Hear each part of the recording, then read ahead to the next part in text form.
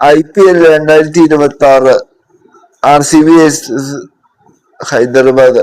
രണ്ട് ടീമിനും തിരിച്ചടി കിട്ടുന്ന വാർത്തകളാണ് ഇപ്പോൾ പുറത്തു വരുന്നത്.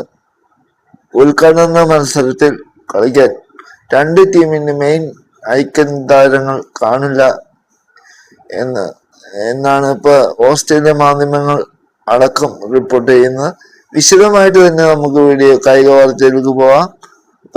ആദ്യമായിട്ട് ചാനലാണെങ്കിൽ സബ്സ്ക്രൈബ് ചെയ്യുക.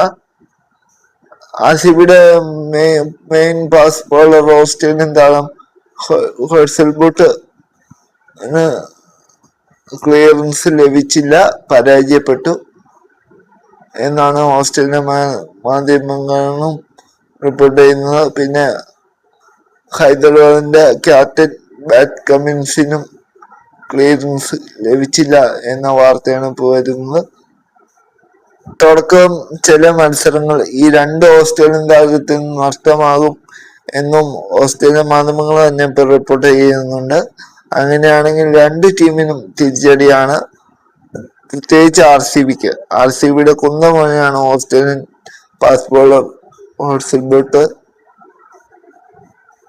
ജോസഫും പത്ത് കമ്മിൻസും ആദ്യ മത്സരത്തിൽ ഉണ്ടാവില്ല. ചില മത്സരങ്ങൾ ഇവർക്ക് നഷ്ടമാകും എന്ന വാർത്തയാണ് ഇപ്പോൾ വരുന്നത്.